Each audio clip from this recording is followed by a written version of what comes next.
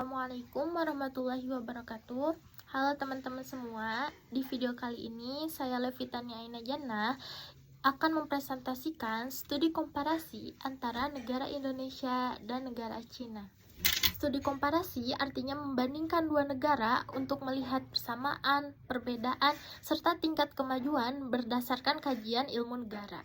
Pembahasan ini membahas tentang asal mula terbentuknya sebuah negara, bentuk dan sistem pemerintahannya, politik, sosial, ekonomi, budaya, dan agama, serta analisis tingkat kemajuan negara.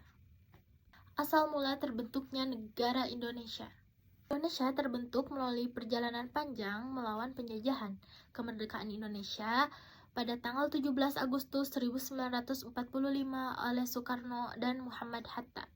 Secara teori ilmu negara, Indonesia lahir dari perjuangan atau revolusioner, yaitu negara terbentuk melalui perlawanan rakyat terhadap penjajah. Dasar negara Indonesia adalah Pancasila dan konstitusinya adalah Undang-Undang Dasar 1945. Negara Cina terbentuk sebagai negara modern pada 1949 setelah kemenangan Partai Komunis Cina di dalam Perang Saudara. Menganut ideologi komunisme, yaitu menekankan kepemilikan bersama, peran besar negara dalam mengatur masyarakatnya. Jadi, Indonesia lahir dari perjuangan kemerdekaan rakyat, sedangkan Cina lahir dari evolusi ideologi dan politik.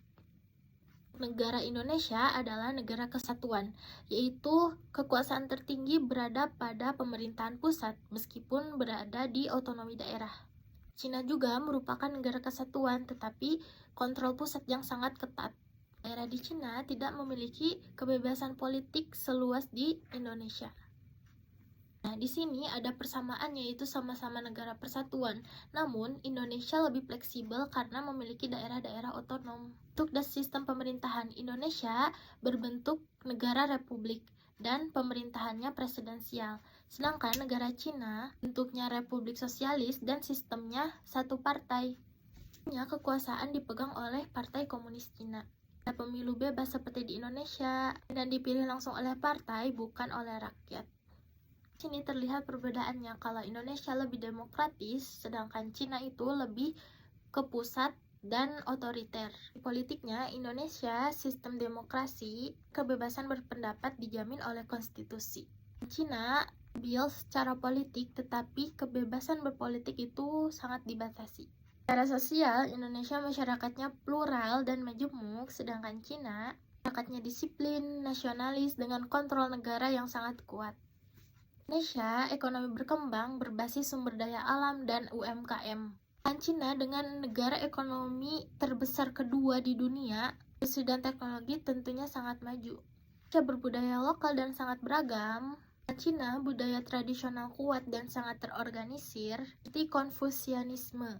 Indonesia kebebasan beragama dijamin, kebebasan beragama dibatasi dan diawasi oleh negara. Lalu analisis tingkat kemajuan negara.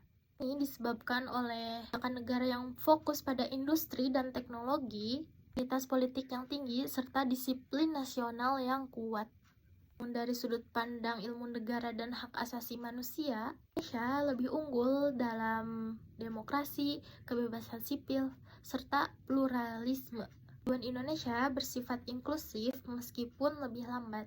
Kemajuan negara tidak hanya diukur oleh ekonomi, juga dari keadilan, kebebasan, serta kemanusiaan. Secara kesimpulan, Indonesia dan Cina memiliki jalur kemajuan yang berbeda.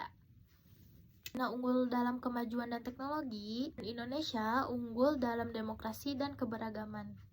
Memahami perbandingan ini, kita dapat melihat bahwa setiap negara ini memiliki kemajuan, kelebihan, dan kekurangannya masing-masing. Jadi cukup segitu dulu perbandingan dari saya.